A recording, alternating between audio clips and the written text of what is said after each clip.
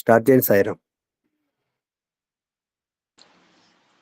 ఓం శ్రీ సాయిరాం.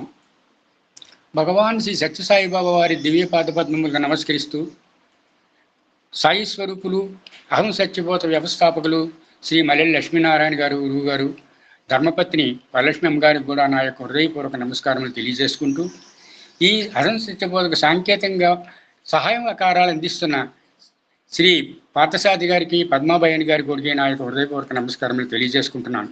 ఈ అహం సత్యబోధలో సభ్యులందరూ కూడా పాల్గొని వారు వింటున్న పాల్గొన్నందుకు కూడా వారందరికీ కూడా నా యొక్క హృదయపూర్వక ప్రేమపూర్వక నమస్కారములు తెలియజేసుకుంటున్నాను. ఈ అహం సత్యబోధక యజ్ఞంలో 4వ భాగంలో నాకు మళ్ళీ అవకాశం కల్పించిన శ్రీ మల్లి లక్ష్మీనారాయణ గురువు గారికి మరొకసారి నా ధన్యవాదాలు తెలుపుకుంటున్నాను. ప్రారంభిస్తున్నాను. ఈశ్వరాంబ ప్రియతనయ శ్రీ సత్య సాయి, నీ దివ్య చరితము చదివిన వినినా చదివిన ఆనందము, దయామయ సాయి కరుణామయ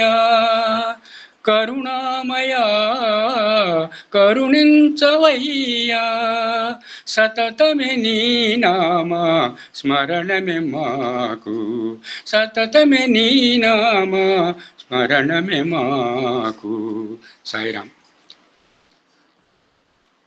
సాయిరాం అమ్మ. సాయి స్వరూపులు సోదరి జగదీశ్వర్ గారు ఈ 4వ అహం సత్యబోధక 4వ భాగంలో నిన్న వారు చదివిన ఆఖరి పేర మరొకసారి చదివి నా యొక్క ఈ కింద పట్టణం ప్రారంభిస్తాను. ప్రశాంత్ నిలయంలో ఆసుపత్రిలో ఒక వైద్యుడు పనిచేస్తూ ఉండేవాడు. గుండెకు సంబంధించిన వ్యాధి ఉన్నప్పటికీ 60 ఏళ్ళ వయస్సు ఉన్న ఆ డాక్టరు చాలా ఆరోగ్యంగా ఉన్నట్లే కనిపించేవాడు. ఒకరోజు సాయంకాలం బాబా అతని కోసం కబురు చేశారు. భోజనం చేస్తూ ఉన్న అతను ఆ భోజనాన్ని విడిచిపెట్టి, భగవాన్ నన్ను పిలుస్తున్నారు అంటూ మందిరం వైపుకు త్వరగా బయలుదేరాడు. సరిగ్గా మందిరం చేరుకునేసరికి అతను స్పృహ తక్కి కింద పడిపోయాడు. మరింకా తేరుకోలేదు. అంత ఆకస్మికంగా ఎటువంటి బాధ లేకుండా అతను ప్రశాంతంగా మరణించాడు. బాబా పరిశ్రమల వలన కర్మ ఆత్మ పరమాత్మలో విలీనం కావడం గురించి విని బాబా బోధనలు బాగుగా వంట పట్టించుకున్న ఆ డాక్టర్ గారి భార్య తన భర్త మరణాన్ని ధైర్యంగా తెలివిగా భరించగలిగింది. తనను ఓదార్చడానికి వచ్చిన స్త్రీలతో ఆమె కఠినాత్మురాలని కావడం చేతనే నేను ఏడవడం లేదని మీరు భావించవచ్చును, కానీ అది సరికాదు. ఏడవడం మూర్ఖత్వం, అజ్ఞానం అని తెలుసుకోవడం వల్లనే నేను దుఃఖించడం లేదు అని చెప్పింది. ఢిల్లీ నుండి సేతు ఇలా వ్రాశారు: మనకు అలా వెంటనే కనిపించకపోయినట్టుగా బాబా ఏది చేసినా అది మన మంచి కోసమేనని మన నమ్మకం. ఇది వారు చదివించారు. నిన్న జగదీశ్వర్ గారు వారి వ్యక్తిగత అనుభవంలో కూడా వారికి యాదృచ్ఛికంగా నిన్న చదివిన గ్రంథపటంలో వారికి వచ్చిన వివరాలన్నీ వారి జీవితానికి సంబంధించి ఎంతో సరిగ్గా సరిపోయిన ఎంతో ప్రేమతో ఆప్తితో ఎంతో ఆర్తితో వాళ్ళు నిన్న చదివారు. నిజంగా చెప్పాలంటే అవి చాలా అదృష్టవంతురాలు. ఆమె భర్త మరణం కూడా ఇందులో చెప్పినట్టుగా స్వామి ఉదహరించినట్టుగా ఎన్నో రకాలుగా ఆమె స్వచ్ఛందంగా చక్కగా ఓదార్చుకొని మళ్ళీ నిన్న అందులో పాల్గొనడం చాలా గొప్ప విశేషం. ఈ విషయం గురువు గారు కూడా ఆమెకు చిత్తప్రజ్ఞులని చెప్పారు. ఇదంతా ఖచ్చితంగా మనం అందరం ఎంతో సంతోషించవలసిన విషయం. ఈరోజు నాకు పేజీ నెంబర్ 240 అయిపోయింది. 241 నుంచి 242లో చదువుతున్నాను. మరింత దగ్గరగా ఇంటర్వ్యూ ప్రశాంత్ నిలయంలో మందిరం కింద అంతస్తులో ఉన్న పొడవాటి వరండాలో పశ్చిమ భాగాన పై అంతస్తుకు వెళ్ళడానికి గల మెట్ల గది వద్దనే ఇంటర్వ్యూ గది అని అంటారు. బాబాచే వ్యక్తిగత ఇంటర్వ్యూ పొందే అవకాశం అనుగ్రహించబడిన భక్తులు గది గుమ్మం బయట స్వామి లోపలికి రమ్మని ఆదేశించే వరకు ఎదురు చూస్తూ కూర్చొని ఉంటారు. 1940వ సంవత్సరం మే 23వ తేదీని బాబా తన అవతారమును గురించి ప్రకటన చేసిన నాటి నుండి నలుమూలల నుండి భక్తులు పుట్టపర్తిలో జరిగే భజన కార్యక్రమంలో పాల్గొనడానికి బాబా నుండి తగిన సలహాలను సూచనలను గ్రహించి ఓదార్పును విశ్వాసమును ధైర్యాన్ని పొందాలనే తండోపతండాలుగా చేరుకుంటూ ఉన్నారు. 1950వ సంవత్సరం నవంబర్ 23వ తేదీ అనగా బాబా 25 జన్మదినోత్సవం నాడు ప్రశాంతి మందిరం ప్రారంభించబడింది. తొలి దినాల్లో గ్రామం యొక్క తూర్పు భాగాన పెంపుడు తల్లి వంటి సుబ్బమ్మ బహూకరించిన స్థలంలో నిర్మించిన చిన్న మందిరంలో బాబా కొద్దిమంది భక్తులతో కలిసి నివసిస్తూ ఉండేవారు. బాబా వద్దకు వచ్చే సాధకులు సంఖ్య నానాటికి పెరుగుతూ ఉండడం చేత ఆ ఇంటికి ప్రక్క రేకులతో ఒక షెడ్ను వేసి మందిరం వెనుక భాగాన బాబా వాడుకోవడానికి వీలుగా ఒక పడక గదిని, స్నానాల గదిని కూడా నిర్మించడం జరిగింది. యవ్వన ప్రారంభ దశలో ఉన్న బాబా ఆ రోజుల్లో మందిరంలోని వంటింటిలో వంటలు చేస్తూ ఉండే భక్తుల మధ్య లేదా వారు నివసించే షెడ్లోని వారితో కలిసి మెసులుతూ ఉండేవారు. అపురూపమైన స్వామి అనుగ్రహం పొందడం కోసం, లేక భవిష్యత్తులో జరగబోయే సంఘటనల గురించి ఆయన చేసే హెచ్చరికలను తెలుసుకోవడం కోసం, లేదా ఆధ్యాత్మిక సాధనలో పురోభివృద్ధిని సాధించడానికి అవసరమైన సలహాలను పొందడం కోసం ఆతృతతో వేచి ఉండే భక్తులు బాబాతో పాటే ఒక గది నుండి మరొక గది వైపు తిరుగుతూ ఉండేవారు. అంత కలివిడిగా వారి మధ్య తిరుగుతునేవారు స్వామి. చివరకు ఆయన నేలపై ఒక పరుపు చుట్టపై కూర్చునే వరకు అలా బాబాను అనుసరిస్తూ ఉండేవారు. వాడు బాబా చుట్టూ అర్ధచంద్రాకారంలో కూర్చుని వారి ప్రార్థనలు, అభ్యర్థనలు, సమస్యల గురించి చెప్పుకుంటూ ఉండేవాడు. అంటే ఆ రోజుల్లో స్వామి ఎంత దగ్గరగా భక్తులకు ఉన్నారో, ఈ సత్యం శివసుందరం 4వ భాగం ఈ 3 భాగాల కంటే అత్యుత్తమమైన గ్రంథం. ఎందుకంటే ఆ 3 భాగాలు రచించిన దానికంటే 10 సంవత్సరాల తర్వాత జరిగింది. చాలా గ్యాప్ వచ్చింది ఈ 4వ భాగం రచించడానికి. ఇది కస్తూరి గారు తన తొలి పలుకులో రాసి ఉన్నారు, మనం చదువుకోవచ్చు. అందువల్ల ఏంటవుందంటే యథాతథంగా స్వామి యొక్క ఆవిష్కరణ ఇందులో ఈ పుస్తకం అంతా మనకు కనబడుతుంది. గత 3 భాగాల్లోని స్వామి యొక్క ఆవిష్కరణలు అంతగా కాదు, దాంతోపాటు ఎంతోమంది భక్తులు చేతులు వాళ్ళతో కలయికల వలన అది కొంచెం దీనంత దగ్గరగా స్వామి మనకు కనబడే అవకాశం అందులో లేకపోయింది. అందువల్ల ఈ పుస్తకం చదవడం చాలా అదృష్టం. ఈ పుస్తకంలో అందరూ కూడా, ఈ పుస్తకంలో చదువుతున్న వాళ్ళందరూ ఎంత దగ్గరగా స్వామిని అనుభవించారో, వారి తాలూకా ప్రేమను కానీ, ఆయన తాలూకా సలహాలు కానీ, సందేశాలు కానీ ఎంత దగ్గరగా చూడగలిసారో చూస్తే మనకి ఎంతో పుణ్యంగా అనిపిస్తుంది. ఇక్కడ అంత అద్భుతంగా ఉంటుంది ఈ గ్రంథం. అలాగే సాయంకాలం వేళల్లో తరచుగా బాగా చిత్రావతి నది ఇసుక తీరానికి వెళ్ళి భక్తులు భజన పాటలు పాడుతూ ఉండగా, సంధ్యా సమయంలో మూసుకునే చీకటిలో కూడా కొందరు భక్తులను దగ్గరికి పిలిచి ఇంటర్వ్యూ ఇస్తూ ఉండేవాడు. పొడవాటి షెడ్కు పశ్చిమ భాగాన భజనలు జరిగిన చోట ఎత్తైన వేదికపై పూజా మందిరం ఉండేది. భజన కార్యక్రమం పూర్తయిన తర్వాత దక్షిణ భాగం నుండి ఉత్తర భాగం వరకు పొడవాటి మందమైన నీలిరంగు తెరను వేసి పూజాస్థలాలను మూసివేశారు. మందిరం నుండి తమ ఊళ్లకు వెళ్ళిపోయే యాత్రికులకు సాధారణంగా ఉదయం వేళలో లేక మధ్యాహ్నం సమయాల్లో ఆ తెర వెనుక నుండే ఇంటర్వ్యూ ఇవ్వబడుతూ ఉండేది. ఇప్పుడులాగా ఇంటర్వ్యూ రూమ్ గట్ట ఏమీ లేదు. ఇప్పటిలాగే అప్పుడు కూడా బాబా సమయమంతా కూడా తన సంకల్పం చేతే తన సన్నిధి చేరుకున్న వ్యక్తులను సంస్కరించడంలో, వారిని బాగు చేయడంలో గడిపేవారు. ఈ ఇంటర్వ్యూలో వ్యక్తులు శారీరక, మానసిక రుగ్మతలకు, శస్త్రచికిత్సలకు జరుపబడుతూ ఉండేవి. పాదపూజ. బాబా పాదమందిరంలో నివసించే కాలంలో, తర్వాత కొత్త మందిరంలో ప్రవేశించాక 5 సంవత్సరాల వరకు స్వామి సన్నిధిలో కొంతకాలం కుటుంబంతో కలిసి వెళ్ళే భక్తునికి, కుటుంబానికి స్వామి పాదాలకు పూజలు చేసే అవకాశం ఇవ్వబడుతుండేది. వాళ్ళు అప్పుడు పాద పూజలు కూడా చేసుకునేవారు. వరండా తూర్పు భాగాన్ని వెండి కుర్చీలో కూర్చొని తన పాదాలను వెండి పళ్ళెంలో ఉంచేవారు. వేదమంత్రాలు పఠింపబడుతుండగా భక్తులు బాబా పాదములకు అభిషేకం చేసేవారు. తర్వాత బాబా యొక్క అష్టోత్తర నామావళిని చదువుతూ బాబా పాదాలను పుష్పాలతో పూజ చేస్తూ ధూపం వెలిగించి హారతి ఇచ్చేవాడు. భక్తులకు ఎనలేని తృప్తిని కలిగిస్తూ బాబా వారు సమర్పించిన పండ్లు, మిఠాయి మొదలగు వాటిని గొత్తిగా రుచి చూసేవారు.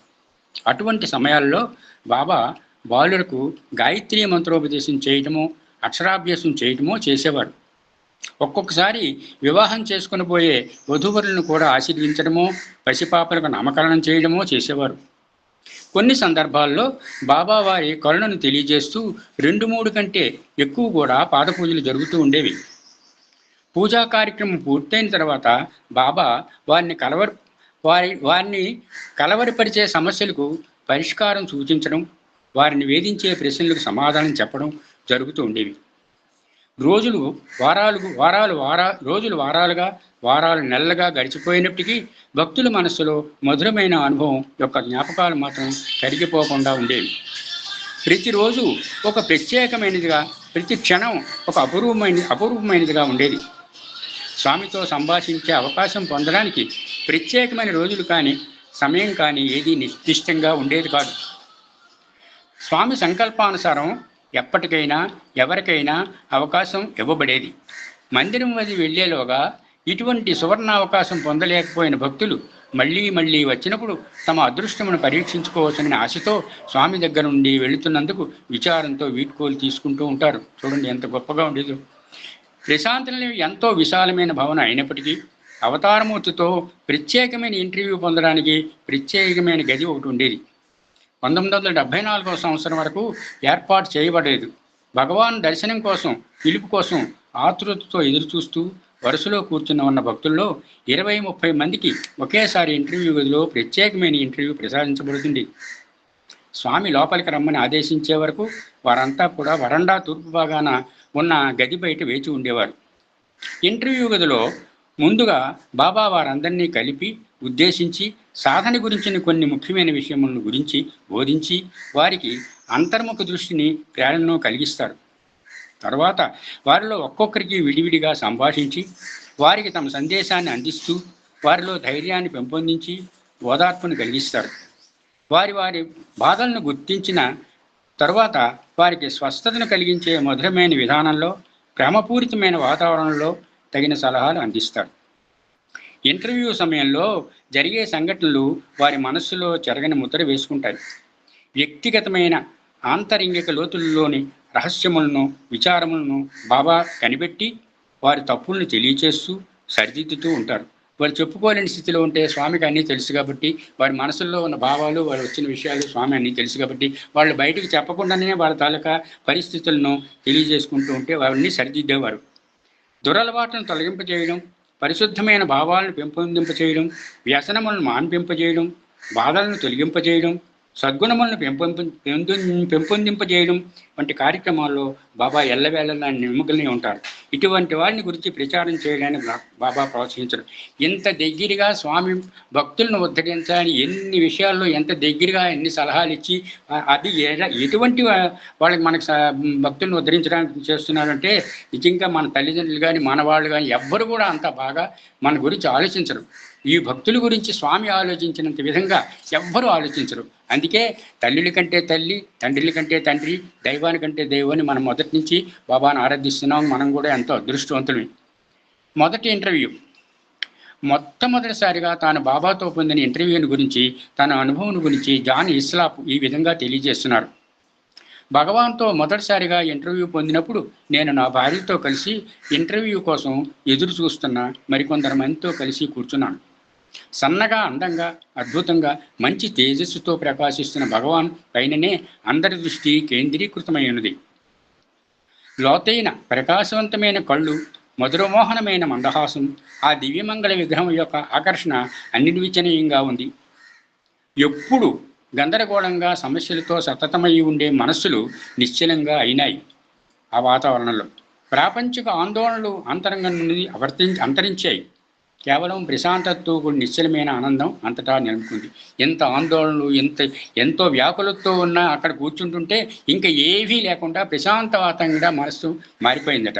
అంత చక్కగా నిర్మలంగా నిశ్చలంగా మనసు మారిందట. బాబా అక్కడ వ్యక్తులతో సంభాషిస్తున్నప్పటికీ ప్రదేశమంతా ప్రశాంతమైన నిశ్శబ్దం ఆవరించింది. అంతటి ప్రశాంతవంతమైన వాతావరణంలో ఎటువంటి ప్రయత్నమో అవసరం లేకుండానే అంతరంగ చైతన్యం జాగృతమైంది. అంత అద్భుతంగా వాతావరణం ఉన్నప్పుడు ఆటోమేటిక్గా మన అందరికి ఎవరైనా సరే అంతరంగ చైతన్యం జాగృతం అవుతుంది. ఏదో తెలియని జీవనమైన భావన ఏదో అందరి హృదయాల్లో కదలాడసాగింది. మరుక్షణమే ఎండి బేటల వారి ఉన్న పాశ్చాత్య హృదయంలో ప్రేమ ప్రవహిస్తున్న విషయం అనుభవానికి వచ్చింది. ఇస్లాం పాశ్చాత్య హృదయం కదా ఇస్లాంది. అతనికి ఆ ప్రేమ ప్రవహిస్తున్న విషయం అనుభవానికి వచ్చిందట. ఆ ప్రేమ ప్రవాహానికి మూలం భగవాన్ అనిపించింది. అంతేకాదు, భగవాన్ మధురమోహన రూపమే సజీవంగా హృదయంలో కదలాడసాగింది. మునిపెన్నడూ చూచి ఉండని ఈ సత్యసాయిబాబా మానవుని హృదయంలో ప్రవేశించి మరెన్నడూ వెనుకకు మరలనని మార్పును మరింతగా తీసుకురాగలను ఎలా సాధ్యం? అతని హృదయంలో తన హృదయంలోకి ఆయన వచ్చి అతని హృదయంలోకి ఈయన వెళ్ళి ఇది ఈ మరలా మార్పును అంతరంగంగా తీసుకురాగలను ఎంత సాధ్యం, ఎలా సాధ్యమని అని ఆలోచించారట. నిశ్చయంగా భగవంతుడు మాత్రమే ఈ విధంగా చేయగలడు. మరుపురాని ఆ రోజును మొట్టమొదటిసారిగా భగవాన్ సన్నిధికి నేను చేరుకున్నప్పుడు నా 47వ సంవత్సరాల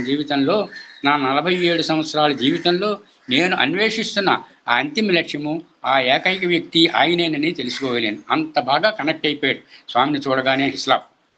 ప్రత్యక్షంగా నేను ఆయనలో చూసుకోగలిగిన ఆ రోజు నేను ఎలా మర్చిపోగలను అని వ్రాశారు జాన్ హిస్లాప్.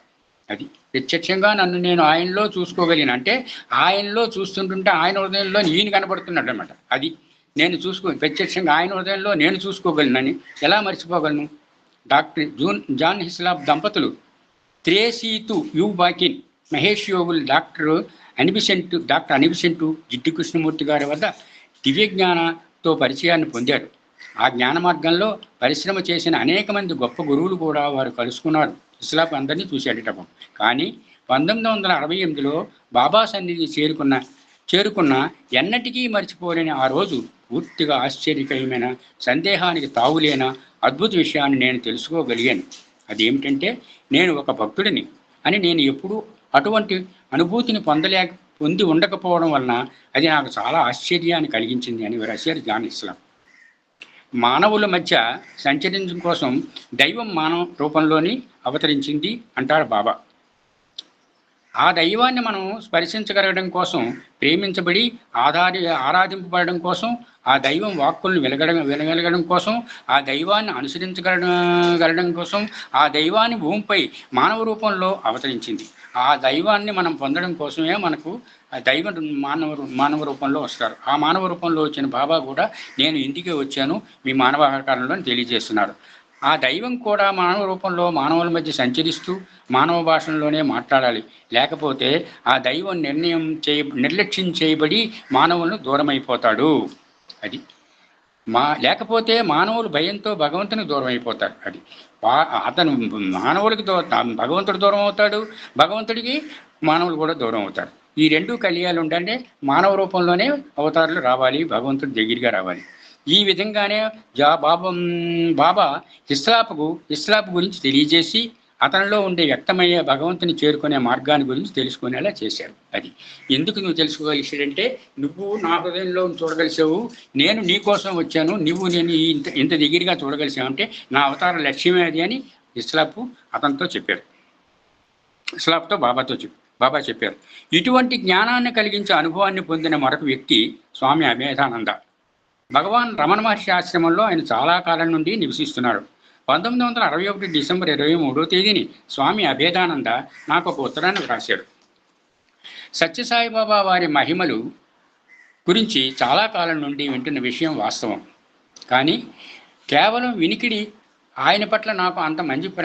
వలన ఆయన పట్ల నాకు అంత మంచి అభిప్రాయాన్ని కలిగించలేదు. ఈ మధ్యన సుమారు 1 వారం 10 రోజుల క్రితం ఒక సాయి భక్తుని ద్వారా మీరు వ్రాసిన సత్యం శివం సుందరం పుస్తకం నాకు లభించడం, అది నేను చదవడం తటిస్థించింది. ఆ పుస్తకం చాలా ఆసక్తికరంగా ఉంది. ఎంతో ప్రకాశవంతమైనదిగా ఉండటమే కాకుండా ఆ దివ్యత్వాన్ని దర్శించే కుతూహలాన్ని నాలో ప్రవేశించింది. ఎప్పుడు ఎలా నేను ఆ దర్శనం చేసుకోవచ్చునా అని మీరు తెలియజేయగలరా అని ఒక ఉత్తరం అవేదానంగా హిస్లాప్ వారికి రాశారట. 20 సంవత్సరాల నుండి ఈ విధమైన జీవితాన్ని గడుపుతున్నప్పటికీ ఇంకా నాలో కొన్ని లోపాలు, మరికొన్ని సందేహాలు ఉన్నాయి. 76 వసంతాలు పూర్తి చేసుకున్న ఈ శరీరం ఇక జీవితం చాలించడానికి సిద్ధంగా ఉంది. నాకున్న సందేహాలు దాన్ని తెరమరుగున పడవేస్తున్నప్పటికీ అతి ముఖ్యమైన మేలును అంటే బోనం సంతోషంగా ఆవాదించడం ఆలస్యం చేయలేదు. అంతులేని ఈ సంసార సాగంను తరించడానికి, నా లోపాల సందేహాల నుండి విముక్తి పొందడానికి స్వామి అనుగ్రహం సంపాదించుకోవడంలో మీరు నాకు సహాయం చేయగలరా అంటూ స్వామి అభేదానంద నాకు ఉత్తరం రాశారు అని హిస్లాప్ చెప్తున్నారు. నా జవాబు ఆయనకి చేరే లోపుగానే 27వ తేదీ తెల్లవారుజామున 4 గంటలకు రమణాశ్రమంలో పూర్తి మెలకు స్థితిలోనే స్వామి అభేదానంద, రమణ మహర్షి, సాయిబాబా ఇద్దరి మధ్య దివ్య దర్శనాన్ని కూడా పొందగలిగారు. చూసారా, ఈయనకి అతను ఏమిటి అని ఈయన ఇస్లాం చెప్పమని చెప్తే స్వామి అక్కడ రమణాశ్రమంలోని రమణ మహర్షి, సాయిబాబా ఇద్దరి దర్శనాన్ని అభేదానంద పొందగలిగారు. స్పష్టమైన తెలుగులో సంభాషిస్తూ బాబా ఆయనకు ధ్యానం చేయడంలో ఒక నూతన మార్గాన్ని విధానాన్ని బోధించారు. తరువాత ప్రశాంతి నిలయానికి వచ్చినప్పుడు ఆయన వెంటనే బాబా ఇంటర్వ్యూతో అనుగ్రహింపబడ్డాడు. 1962 సంవత్సరం ఫిబ్రవరి 5వ తేదీ స్వామి అభేదానంద నాకు రాసిన ఉత్తరం బాబా ఆయనపై కురిపించిన అనుగ్రహాన్ని గురించి తెలియజేస్తున్నది అని ఇస్లాం అంటున్నారు. నా సందేహాలన్నింటినీ పటాపంచలు చేసినటువంటి బాబా అనుగ్రహం పొందడానికి ఒక సాధనమైన ఎంతగానో సహాయం చేసినట్టు మీకు నా కృతజ్ఞతలు తెలియచేయాలి. కేవలం ఆయన స్పర్శ మాత్రమే చేతనే బలహీనమైన నా అవయములన్నీ జవసత్వములు పొంది శక్తిని పుంజుకోవడం, వృద్ధాప్యం కారణంగా కలిగిన బలహీనత మాయం కావడం నాకు చాలా ఆశ్చర్యాన్ని కలిగించింది అన్నారు. ఎంతో స్పష్టంగా చక్కని వివరణతో ఆయన చేసిన బోధన నాలో సందేహములను అంతరింపజేయడమే కాకుండా అసలైన సత్యమును ముఖాముఖిగా దర్శించగలిగేది చేసింది. వారి వద్ద నేను సెలవు తీసుకుని వెళ్ళేటప్పుడు మురళీకృష్ణుడిగా దివ్యకాంతులు వెదజల్లుతూ ఆయన ప్రసాదించిన అద్భుతమైన దివ్య దర్శనాన్ని ఎన్నిటికీ మరువలేను. ఈ పేద ఆత్మకు సగుణ బ్రహ్మము, నిర్గుణ బ్రహ్మము, ఏకత్వమును, ఆ భిన్నత్వము దర్శనం చేయడానికి అనుగ్రహించిన దివ్య దర్శనమది అంటూ తనకు కలిగిన అపురూప అనుభవాన్ని గురించి స్వామి అభేదానంద ఉత్తరం ద్వారా తెలియజేశాడు. అతనికి మురళీకృష్ణుడి దర్శనం ఇచ్చారట. అది కూడా అభేదానంద ఇస్లాంకు తెలియజేశారు. భగవంతుడు నిర్గుణ పరబ్రహ్మమని, విశ్వవ్యాప్తి అని, అలా కాకుండా పరిమితమైన తాత్కాలికమైన ఒక ప్రత్యేక అవతారం పరిపూర్ణ బ్రహ్మం కంటే తక్కువ స్థాయికి చెందినదని జాన్ హిస్లాప్ కూడా భావించేవాడు. అది అంటే ఈ అవతారం ఎప్పుడు పరిపూర్ణ అవతారం కాదు, అందుకే భగవంతుడి కంటే ఇది తక్కువ అని ఎప్పుడు అనుకున్నాడు అటు. ఈ అవతారం దివ్యత్వం సంపూర్ణమైనదని, స్వేచ్ఛాయుతమైనదని, అది విశ్వమంతటా ఎల్లడలా వ్యాపించి ఉంటుందని, అవతారం దాల్చడం వలన పరిపూర్ణ బ్రహ్మం విలువ ప్రకాశం తగ్గడం జరగదని ఇస్లాంకు తెలియచేయడం కోసం బాబా అతనికి కృష్ణునిగా దర్శనం ప్రసాదించారు. స్వామి అభేదానంద తన ఉత్తరంలో ఇంకా ఈ విధంగా రాశారు. ఎందుకు అలా కృష్ణుడిగా తనకి దర్శనం ఇచ్చారో చెప్పడానికి కారణం కూడా అభేదానంద ఇస్లాంకు చెప్పారు. అంటే మన తాలూకా మనసులు ఎలా ఉంటాయంటే ఆ దైవం కంటే అవతారం తక్కువగా ఉంటుంది, అది పరిపూర్ణంగా ఇలాంటి భావాలు ఉంటాయి. కాబట్టి అది చాలా ప్రత్యేకమైనది. అలా అవతారం దాల్చడం వల్ల పరిపూర్ణ బ్రహ్మం విలువ ప్రకాశం తగ్గడం జరగదని ఇస్లాంకు తెలియచేశారట. కనబడేదంతా విద్య అని, నిర్గుణ బ్రహ్మం ఒక్కటే సత్యమని నేను నమ్మేవాడిని. కానీ భగవాన్ మురళీకృష్ణుడిగా కనిపించి ఇచ్చిన దర్శనం వలన కనబడేది, ఊహించేది అంతా కూడా పరబ్రహ్మతత్వమే అని, భాగమని, సత్యమే అని నేను నమ్మేనట్లు నన్ను ఆయన మార్చారు. సాధన చేయడంలో నాకు ఎదురయ్యే సమస్యలను, సందేహాలను అన్నింటిని గురించి బాబాకు ముందే తెలుసు. ఆ సమస్యలన్నీ ఆయన పరిష్కారమును సూచించి సందేహాలన్నింటినీ తొలగింపజేశారు. ఆయన ఇచ్చిన సలహా యొక్క విలువ ప్రాముఖ్యమును గురించి నాకు తెలియజేసిన సాధనలో మరింత ముందుకు ఎలా పురోగమించాలో సూచించారు. బాబా నలుగురు భావిస్తున్నట్లు ఒక అవతారమూర్తి కాక మానవుని యథార్థతత్వమైన బ్రహ్మానందం గుర్తింపజేసి ప్రపంచం యొక్క అస్థిరత్వ స్థితిని రూపమాపుటకై మానవ రూపం ధరించి భూమిపై అవతరించిన పరిపూర్ణమైన పరబ్రహ్మ స్వరూపముగా బాబా నాకు గోచరించారు. అది అప్పుడు కానీ తెలుసుకున్నాడు. తర్వాత ఫ్రాన్స్లో భారత రాయబారి నియమింపబడిన శ్రీ మహారాజ కృష్ణ రసగోత్రాను తాను బాబా సన్నిధిలో గడిపిన క్షణాల గురించి తెలియజేస్తూ నాకు ఉత్తరం రాశారు. బాబాతో గడిపిన ఆ క్షణముల విలువను మాటల్లో అంచనా వేయలేం, వర్ణించడం చాలా అసాధ్యం. విముక్తిని ఆత్మసాక్షాత్మను కలిగించే విధంగా, ప్రతి క్షణము మార్చగల విధంగా మూర్తిభవించిన ప్రేమస్వరూపముగా, కరుణామూర్తిగా బాబా దర్శనమిస్తారు. ఆయన గదిలోకి ప్రవేశించగానే వెచ్చని ప్రేమ ఒడిలోకి చేరుకున్న అనుభూతి కలుగుతుంది. ఆయనలో ఒక భాగంగా నిన్ను నువ్వు గుర్తించగలుగుతావు. అటువంటి ఏకత్వమే పరిపూర్ణతత్వం. బహుశా అందుచేతనే కాబోలు ఎవరి జీవితంలోనూ బాబాకు తెలియని గతం కానీ, వర్తమం కానీ, భవిష్యత్తు కానీ ఉండవు. ఫ్రాన్స్ భారత రాయబారిగా నియమన మహారాజు కృష్ణ రసగోత్రావు తాను బాబా సన్నిధిలో గడిపిన ధనాన్ని గురించి తెలియజేస్తూ అతను కూడా ఇస్లాంకు ఉత్తరం రాశారట. ఇంకా బూజు లేదు. ముందుగా ఎటువంటి అనుమతి తీసుకోకుండా, ఏ విధమైన పరిచయం కూడా లేకుండా ఒక మారుమూల ప్రాంతంలో మొట్టమొదటిసారిగా నేను బాబాను కలుసుకున్నాను. నేను ఏ విషయముల గురించి చెప్పకముందే, బాబా, నీ బిడ్డ మరణం నీకు ఇంకా కుంగదీస్తుంది, అనివార్యమైన మృత్యువుని గురించి జీవులు సమాధానం పడగలగాలి అన్నారు నాతో. తర్వాత ఇంతకు ముందు ఎన్నడూ నాకు పరిచయం లేని దిగ్మంగళాన్ని నాకు సృష్టించి దృష్టికి తెచ్చారు, రాశారు శ్రీ రథగోత్ర. ఒకసారి ఒక భక్తునికి బాబా మృదువుగా ఇలా అడగడం నేను వినడం స్వతసించింది. నీ విచారానికి కారణం ఏమిటి? నీ భయాలన్నీ దేనివల్ల? ఆ తర్వాత బాబా ఇలా అన్నారు, మీ విచారము మీ భయము అంతా కూడా మీకు గతంలో కలిగిన అనుభవాలపై ఆధారపడి ఉంటుంది.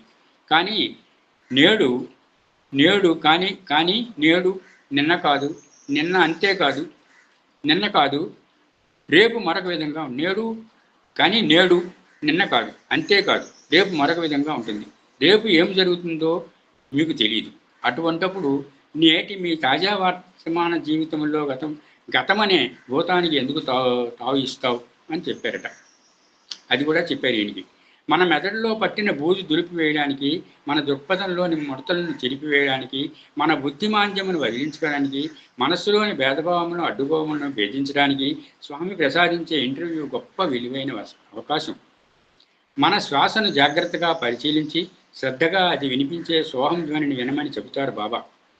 మన నాలుక అతిగా మాట్లాడకుండా మితభాషను అలవాటు చేసుకోవాలి.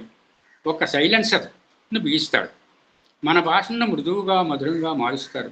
మన భుజాలపై భారాన్ని తేలిక చేసి భవిష్యత్తు పట్ల ఆశని కలిగిస్తాడు.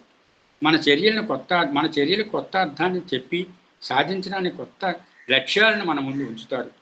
నిజానికి మన భావములను శాంతపరిచి, మన ఆలోచనను పవిత్రం మన స్థిరమైన ఆర్తితో మనల్ని చేరుకునే వారిపై బాబా కురిపించే అనుగ్రహాన్ని అనుభవించే అవకాశాన్ని పొందిన శ్రీ రసగోత్ర ఈ విధంగా వ్రాశారు. బాబాను కలుసుకోవడానికి వెళ్ళిన ఏ వ్యక్తి కూడా బయటకు తిరిగి అదే విధంగా రాలేడు. స్వామితో ఇంటర్వ్యూ పొందాక బాబా అతను ధరించిన పాత భావాల అతుకులు దుస్తులు తీసేసి ప్రేమ అనే నూతన వస్త్రం కట్టబెట్టి పంపించినట్లు ఎంతో ప్రభావితుడై ఎనలేని ఆనందోత్సవాలతో కాంతివంతమైన సరికొత్త గమ్యం చేరుకోవాలని తాజాగా ప్రయాణం చేస్తాడు. చూసారా? ఇంటర్వ్యూలోకి వెళ్ళిన తర్వాత అతని ధరించిన దుస్తులు పాత భావాలు అతుకుల దుస్తులు తీసివేసి, అంటే ఆయన భావాలన్నీ తీసివేసేసి ప్రేమ అనే నూతన వస్త్రం కట్టబెట్టి ఎంతో ప్రభావితుని చేసి ఎనలేని ఆనందోత్సవాలతో కాంతివంతమైన సరికొత్త గమ్యం వ్యక్తిగా ఆయన చేసి బయటకు వచ్చేటప్పటిగా చేరుకోవడానికి జాగ్రత్తగా ప్రయాణం ప్రారంభిస్తారు. అంత ఇంటర్వ్యూ రూమ్లో అంత మనిషిని అంత దివ్యంగా వనసు మార్చి బాగు చేస్తారట బాబా. బాబాను కలుసుకోగలిగిన మొట్టమొదటి క్షణం నుండే మార్పు మొదలైనప్పటికీ అప్పటి నుండి ఆగకుండా పురోభివృద్ధి కలుగుతూనే ఉంటుంది. ప్రపంచం నలుమూలల నుండి వివిధ విశ్వాసములను కలిగిన ఉన్న స్త్రీ పురుషులందరినీ కూడా పుట్టపర్తికి బృందావనకు ఆకర్షించడంలో బాబా ముఖ్య ఉద్దేశం బహుశా ఇదే కావాలి. అంటే అందరినీ తరింపు చేయడానికి, అందరినీ బాగు చేయడానికి, వారిలో ఉన్న ఆ దోషాలని నివృత్తి చేసి మంచి మనుషులుగా తయారు చేసి వాళ్ళకి భక్తి మార్గం వరకు ముక్తి మార్గం వరకు నడిపించడానికి ఏంటేంటి కావాలో అవన్నీ ప్రసాదించి ఇంటర్వ్యూ నుంచి బయటికి పంపుతారన్నమాట. బాబా ముఖ్యోద్దేశం. స్వామి యొక్క వ్యక్తిత్వ భావము క్షణకాలంలోనే మనపై ప్రసరించి మనల్ని ఉన్నత స్థాయికి తీసుకొని వెళ్తుంది. స్వామి తేజోవంతమైన సన్నిధికి చేరుకున్న వారు ఒక ఉన్నత స్థాయికి చెందిన సత్యంలో తాము ఒక భాగమైనట్లుగా భావిస్తారు. చూసారా? తామున్న స్థితికి పూర్తిగా భిన్నమైనటువంటి ఏమాత్రము కామక్రోధ మదమాశ్చర్యములు లేనట్టి పవిత్రమైన ఉనికిలో భయము ఆందోళనకు స్థానం లేని స్థితికి చేరుకున్న అనుభూతిని పొందుతారు అంటూ జాన్ ఇస్లాపు భగవాన్ సన్నిధిలో వ్యక్తులు పొందే మార్పుని గురించి వర్ణించారు. బాబా యొక్క అద్భుత తత్వం ఇదే. ఒకసారి బాబా జీవితంలోనికి ప్రవేశించాక దాన్ని పరిపూర్ణంగా నింపివేస్తారు.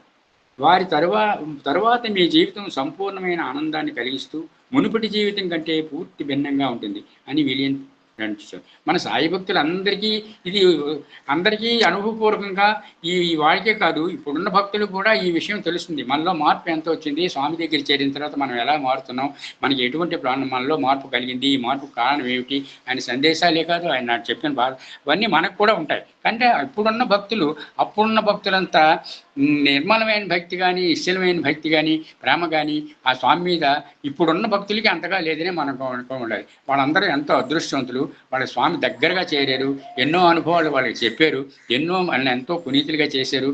ఆ భాగ్యం పొందాలంటే అంత ప్రేమ ఆయన దగ్గర మనం పెంచుకుంటే కానీ, ఆయన హృదయంలోకి మనం వెళ్తే, మన హృదయంలో ఆయన నింపుకున్నంత మాత్రంలో మనకు అవన్నీ జరగవు. ఆయన హృదయంలో మనల్ని నింపుకుంటే మాత్రమే మనకు అవన్నీ శాశ్వతంగా జరుగుతాయి.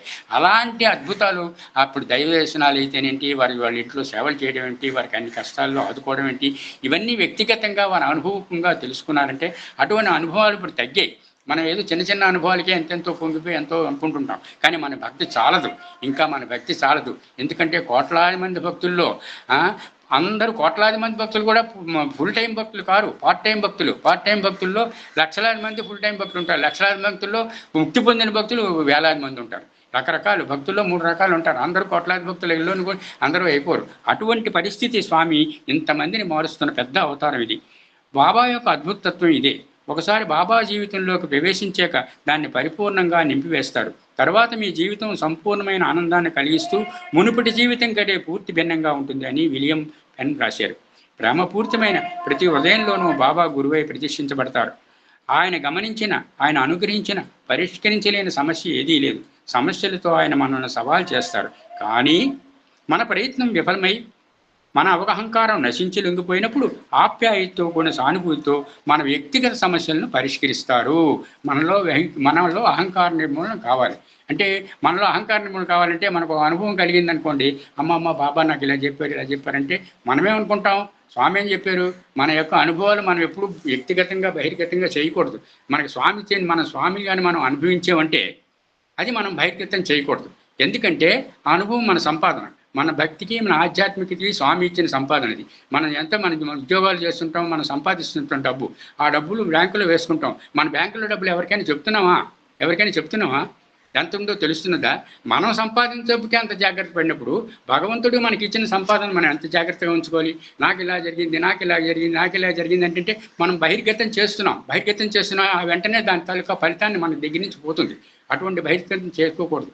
ఒకసారి మీకు అందరికీ గుర్తే ఉంటుంది, అనిల్ కుమార్ గారు జర్మనీ ప్రయాణంలో చాలా దూరం వెళ్ళిపోతున్నాను, మనం ఇంకా మన జంట స్వామి వస్తున్నారా అని ఆ పక్క ఆయనతోటి తను తీసుకొని రావడానికి వచ్చిన అతనితో చెప్తారు. అంటే అతను అంటాడు, ఏంటండి మీరు స్వామి దగ్గర అంత దగ్గరగా ఉన్నారు, మీకెందుకు ఇలాంటి సందేహం వచ్చింది? అంతటా ఉన్నారు స్వామి, వెంట ఉన్నారా అని మీకెందుకు వచ్చింది? నేను ఆ ప్రశ్న మీకు వేయాలి, మీరు నాకు వేసారు ఏమిటి అని అంటారు. అంటే సరే అని అక్కడితో అప్పుడే అతని తర్వాత 2 క్షణాల్లో అక్కడ ఉన్న మ్యాగజైన్ తీస్తారు ఫ్లైట్లో. ఆ మ్యాగజైన్లో అలా తిరిగేస్తుంటే స్వామి ఫోటో కనపడుతుంది. స్వామి ఫోటో కనపడిన వెంటనే చూసారా, ఇప్పుడే అన్నారు మీరు వెంట జంట ఉన్నారా లేదని, చూసారా మనకి స్వామి ఎందులో పుస్తకంలో కనపడ్డారంటారు. అప్పుడు ఆయన ఆశ్చర్యపోయి చాలా సంతోషించి అక్కడ తిరిగి ఆ ఊరు జర్మనీ వెళ్ళిన తర్వాత ఆ సభలో మాట్లాడుతూ ఈ అనుభవాన్ని చెప్పారు. ఈ అనుభవాన్ని చెప్పేటప్పటికల్లా ఆ పుస్తకం తిరగవేసి ఇలా జరిగింది నాకు, నేను ఇలా అనగానే ఆ పుస్తకంలో ఆ ఫోటో లేదు. అప్పుడు పక్క ఆయన చెప్పాడు, ఏంటి ఇది ఇలా పుస్తకంలో ఫోటో లేదంటే అని ఉంటుంటే అప్పుడు పక్క ఆయన ఈ జరిగింది చాలా అద్భుతమైన విషయం, కానీ ఎందుకో స్వామి పుస్తకంలో ఆ ఫోటో లేదు, ఇది మాత్రం స్వామి అనిల్ కుమార్ గారు చెప్పింది చాలా కరెక్ట్, ఇది చాలా సత్యమైన విషయం అని ఆయన నిర్ధారణ చేశారు. అక్కడితో అది అయిపోయింది. తర్వాత అనిల్ కుమార్ గారు జర్మనీ నుంచి ప్రశాంత నిలయానికి వచ్చినప్పుడు ఈ మాట చెప్తుంటే ప్రయాణం బాగా జరిగింది అని అడిగిన తర్వాత, నీవు ఆ పుస్తకాన్ని స్వామి మీరు ఇలా జరిగిందంటే నీ నిదర్శనం కోసం నేను ఇచ్చాను కానీ నీ ప్రదర్శనం కోసం నేను ఇవ్వలేదు కదా అన్నారు. వెంటనే మాయమైపోయింది. తనకు జరిగిన అనుభూతిని ఎప్పుడైతే బయటికి వ్యక్తం చేశారో వెంటనే అది పోయింది. వెంటనే పోయిన వెంటనే ఏంటైంది అని ఆయన తాలూకా తపశ్శక్తి అంతా కొంత పోయినట్టే లెక్క. అందుకు మన ఆధ్యాత్మిక విషయాలు పంచుకున్నప్పుడు మాత్రం మనకు ముఖ్యంగా పర్సనల్గా జరిగిన అనుభవాలు మాత్రం ఎప్పుడు చెప్పకూడదు. ఎవరెవరి అనుభవాలు మనం చెప్పుకోవచ్చు, ఎలాగైనా తెలుసుకుంటే. స్వామి ఎన్నో అనుభవాలు చెప్తారు, ఎంత చేశాను అంతే. పుస్తకాల్లో ఇప్పుడు స్వామి చెప్పిన అనువన్నీ ఆయన చేసిన అనుభవాలు, ఆయన చెప్పినవన్నీ ఆ భక్తులు పొందిన అనుభవాలు, అవి మనం చదువుకుంటున్నాం. ఆ అనుభవాలు చదువుకున్న ద్వారా మనం మారాలి, కానీ మన అనుభవాలు మాత్రం మనం బయటికి చెప్పకూడదు. మన అనుభవాన్ని మనం చెప్తే తపశ్శక్తిని పోలినట్టే. ఆధ్యాత్మిక జీవితంలోని మనం కొంత పోగొట్టుకున్న వాళ్ళు అవుతాం. ఇది చాలా ఇంపార్టెంట్ పాయింట్. శాస్త్రాల్లో కూడా ఇదే ఉంటుంది. అందువల్ల ఏంటంటే మనం ఇలా జరిగింది, అలా జరిగింది, నాకు ఇలా చూశారంటే వెంటనే మనలో ఒక అహంకారం ప్రవేశిస్తుంది. ఎందుకంటే మీకు నేను టైం తీసుకున్నాను, బాధపడకండి.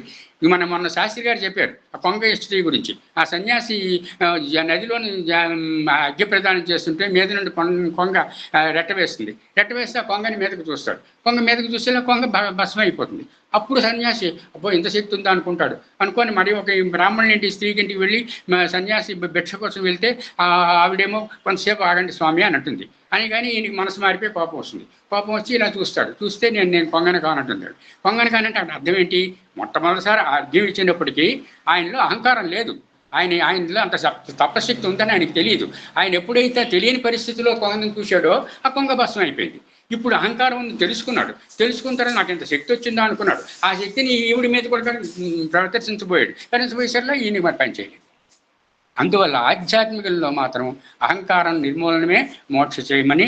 అందువల్ల ఇదంతా ఎందుకు చెప్పానంటే ఇటువంటి విషయాల్లో వారు అనుగ్రహించే సలహా ఏంటంటే సమస్యలను పరీక్షించే విధానం, నిరాశ నిస్పృహలను తొలగించే విధానం, అనుగ్రహాన్ని సంకేతాలుగా ఆయన సాధించే బహుమతులు, దివ్య దర్శనాలు, ఆయన మనలో నుండి తొలగించే సందేహాలు, వీటిలో చాలా వరకు సంగతులు ఎక్కడా రికార్డు చేయబడడం కానీ తిరిగి వేరే వారికి చెప్పడం కానీ జరగదు.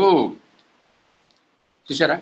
ఎందుకంటే ఈ స్వామి ఎందుకంటారు, నా అనుభవాలు నువ్వు అనుభవించు, నాకు ప్రచారం అక్కర్లేదు, నువ్వు చెబితే నా అవతారం ఎంత గొప్పదని అందరికీ తెలియక్కర్లేదు, నేను చెప్పుకుంటున్నాను, నేను చేస్తున్నాను, నేను చేసిన ద్వారా వాళ్ళు తెలుసుకుంటారు. నువ్వు ప్రత్యేకంగా నాకు కన్వే చేయగవని నీ దారి నువ్వు చూసుకో, నీ ముక్తి నువ్వు పొందుకో, నీ నెత్తులు నువ్వు తరించు. అంతేగాని నువ్వు నాకు సలహాదారులుగా నాకు ప్రవేశించి నా తరపు నేను అన్నీ నీకు చెప్తున్నాను, నేను అన్ని స్వామిలా చేశారు అలా చెప్పి నువ్వు చెప్పక్కర్లేదు. వాళ్ళ అనుభవాలు వాళ్ళకు ఉంటాయి అనేది ఇది చాలా ప్రత్యేకమైన విషయం. స్వామి అంటారు, don't canvass me, please digest me. నన్ను ప్రచారం చేయకు, నన్ను నువ్వు అనుభవించు. అది స్వామి చెప్పింది. ఇది స్వామి చెప్పింది చాలామంది మనం అనుసరిస్తే మనం ఇంకా ఇంకా ఇంకా మనకి స్వామికి దగ్గర అవుతాం. ఆ రోజు ఉదయం బాబా ఇంటర్వ్యూకి పిలిచిన వారిలో నేను కాక మరో 7 వ్యక్తులు ఉన్నారు. బొంబాయి నుండి వచ్చిన ఒక డాక్టరు, శ్రీలంక నుండి వచ్చిన ఒక స్త్రీ, లాస్ ఏంజల్స్ నుంచి వచ్చిన ఒక అమెరికన్ దంపతులు, న్యూయార్క్ సైకిక్ రీసెర్చ్ సొసైటీ నుండి వచ్చిన ఒక వ్యక్తి ఆ బృందంలో ఉన్నారు. ఎంత గుర్తింపదగిన కూర్పు! ఈ అపరూపమైన అవకాశం కోసం ఎదురు చూస్తూ ఎంతోమంది ఆతృతతో మందిరం బయట వేచి ఉండగా మాకు అవకాశం లభించడం నిజంగా అదృష్టం. గదిలో అందంగా అలంకరించబడిన కుర్చీ ఉన్నది. కానీ బాబా మా అందరితో పాటు నేలపైనే మధ్య కూర్చున్నాడు. నేలపై కూర్చున్న తర్వాత బాబా విభూతిని సృష్టించి మా అందరికీ ఇచ్చాడు. ఆయన ఆంగ్ల పరిజ్ఞానం సమానమైనదని, నా హిందీ భాషా పరివేణ్యం అత్యంత మాత్రమైనది అయినప్పటికీ ఆయన నన్ను పిలిచి తన హిందీలో చెప్పే విషయాలను ఆంగ్లంలోనికి అనువదించమని ఆదేశించాడు. కస్తూరి గారికి చెప్పారట, ఆంగ్లంలో చెప్పండి. అంతటి విశిష్టమైన అరుదైన అవకాశం లభించడం నిజంగా నాకు ఆనందాన్ని కలిగించింది. బహుశా అంతటి ఆనందాన్ని నాకు కలిగించడం కోసమే బాబా నన్ను అలా అడిగారు. మనకి ఏ విధమైన వెరకు లేకుండా ఒక కుటుంబ సమస్యల సమావేశం బాగానే అనిపించేలా చేశారు బాబా. స్వామితో ఎంతో అందంగా, ఉత్సాహంగా, నవయువకుని వలె మూర్తిపించిన ఆకర్షణగా వలె కనిపించారు. బాబా హఠాత్తుగా అమెరికన్ దంపతుల వైపు తిరిగి, ఈరోజు మీ 33వ వివాహ మహోత్సవం కదా అని అడిగారు. అవును అని చెప్పడానికి వారి కొద్ది క్షణాల కాలం పట్టింది. అకస్మాత్తుగా బాబా అలా అడగడం వారిని ఆశ్చర్యచకితులు చేసింది. తన రూపం చెక్కబడిన ఒక ఉంగరాన్ని సృష్టించి వణుకుతున్న ఆమె అరచేతిలో ఉంచి ఉంగరాన్ని ఆమె భర్త చేతికి తొడగమని చెప్పారు. మళ్ళీ ఇంకొకసారి తన చేతిని గాలిలో తిప్పగానే బంగారు పద్మంతో ఉన్న ఒక బంగారు గొలుసును సృష్టింపబడింది. ఆ బంగారు గొలుసును తన భార్య మెడలో ధరింప చేయమని బాబా అమెరికన్ వ్యక్తికి ఆదేశించారు. వారిని ఆనందించడానికి అవదలలేకపోయాయి. వారు బాబా ఆ విధంగా వారి వివాహ మహోత్సవాన్ని దినాన్ని జ్ఞాపకానికి చేశారని వారి కళ్ళలో కూడా ఊహించి ఉండలేదు. బాబా సన్నిధిలో తమను తామే మర్చిపోయి అస్థితిలో ఉన్నవారికి ఆయనే గుర్తు చేసి ఎన్నటికీ వారు మర్చిపోలేని విధంగా వివాహ వారసు కోసం శుభదినాన్ని గొప్పగా జరిపించారు. సాయిరామ్ సార్, నాకు ఇచ్చిన టైం అయిపోయిందని నేను అనుకుంటున్నాను. దయచేసి ఈ మాత్రం అవకాశం ఇచ్చి, ముఖ్యంగా నేను ఈ సత్యం సుందరం 4వ భాగం కోసం నేను చదవడం కోసం నేను కొంచెం ఆతృత చెందాను. నేను కొంచెం దీనికి ఎదురు చూశాను. ఎందుకంటే మొదట మనం చదివిన 3 పుస్తకాలు కూడా అవి అనేకమైన పూల మొక్కల మధ్యలో ఉన్న వృక్షాలు. అవి ఈ సత్యం సుందరం 4వ భాగం మాత్రం తులసి కోటలో ఉన్న తులసి మొక్క. ఎందుకంటే వాటి ఎన్నో అందరి జీవితాలు అందులో కలిసి ఆ తర్వాత వచ్చిన సంఘటనలు, ఆ సంఘటనలు, ఈ సంఘటనలు అన్నీ కలిసి అవి 2011లో స్వామి ఈ శివైక్యం చెందిన తర్వాత ఆ పుస్తకం రిలీజ్ అయ్యాయి. మనం 1, 2, 3 ఈ సత్యం 1, 2, 3 భాగాలు మాత్రం 4, 5 సార్లు ప్రింట్ అయ్యాయి. అందువల్ల ఆ పుస్తకాల్లో రకరకాల మార్పులు వచ్చాయి. ఇంగ్లీష్ అనువాదం నుంచి తెలుగుకి వచ్చాయి కాబట్టి చాలా మార్పులు చదివి కొన్ని సంఘటనలు కొన్ని అందులో చేర్చబడడం కూడా కొన్ని లేని జరిగాయి. నేను 1991లో 92లోని సత్యం శివంతో 2 భాగాలు చదివాను. తర్వాత సిరిసిల్లలో సాయి గంగా మహాదేవ్ గారు నేను ఉంటే ఆయన్ని చూడడానికి వెళ్ళినప్పుడు అక్కడ 3వ భాగం ఒక భక్తుడు ఇచ్చాడు. అప్పుడు 3వ భాగం చదివాను. ఎప్పటికి 30 సంవత్సరాలు అయిపోయింది. అందువల్ల కొన్ని సంఘటనలు ఉన్నాయి. మొన్న మనం చదువుతున్నవన్నీ చదువుతుంటుంటే అవన్నీ చాలా వరకు స్వామి చెప్పినవే ఉన్నాయి. కానీ దాన్ని కొంత కల్పించి మళ్ళీ కొత్త తయారు చేశారు. పేజీలు పెంచి తయారు చేశారు. ధూపాలు ధన్యజీవులు, ధూపాల తిరుమలాచార్యులు కూడా ఎంతో కష్టపడి ధన్యజీవి మనకు అందించారు. ఏదైనా సత్యం శివ సుందరం ఒక పెద్ద రాజగంధం. ఆ గ్రంథాన్ని మనందరి చేత పఠించి మనందరినీ ముక్తులు చేయించారు మన గురువుగారు. ఎందుకంటే గురువుగారు సామాన్యులు గారు. ఆయనలో సుఖమహర్షి ఉన్నారు, వ్యాసమహర్షి ఉన్నారు, వశిష్ఠుడు ఉన్నాడు, విశ్వామిత్రుడు ఉన్నాడు, దుర్వాసుడు ఉన్నాడు. ఇన్ని కలయికలు ఉన్నాయి మన గురువుగారు. అటువంటి గురువుగారి దగ్గర మనం అందరం జాయిన్ అవ్వడం, మనం అందరం అన్నింటిలోనే భాగం పంచుకోవడం, ఆ గురువుగారి తాలూకా అనుగ్రహం మనం పొందడం, ఇది ఎంతో గొప్ప విషయం. ఈ అవకాశాన్ని నాకు మళ్ళీ కల్పించినందుకు మీ అందరికీ, ఆ గురువు గారికి అందరికీ కృతజ్ఞతలు తెలుపు చేస్తున్నాను. ఈ అవకాశం మళ్ళీ ఎప్పుడు వస్తుందో తెలియదు. ఎందుకంటే 5, 6 భాగాలు నిలయం వారు నిలిపేశారు. అది తర్వాత మళ్ళీ ప్రింట్ చేస్తాం అన్నారు. నేను శివం వెళ్ళాను ఈ మధ్యని. వెళ్తే అక్కడ ఏం చెప్పారంటే 5, 6 భాగాలు సర్క్యులేషన్ ఆపేశారండి, అందువల్ల ఇప్పుడు మనకు దొరకవని చెప్పారు. మళ్ళీ మనకి దొరికితే మనం ప్రారంభిస్తామో లేకపోతే ఉన్న వాళ్ళతో ప్రారంభిస్తారో అది గురువు గారి తలక నిర్ణయం, మనకేమీ తెలియదు. అందువల్ల దయచేసి అందరూ నేను చేసిన దాంట్లో ఏమైనా చెప్పిన దాంట్లో ఏమైనా పొరపాట్లు ఉంటే అందరూ మన్నించి నాకు సాయిరాం అందరినీ మన్నించండి. సాయిరాం.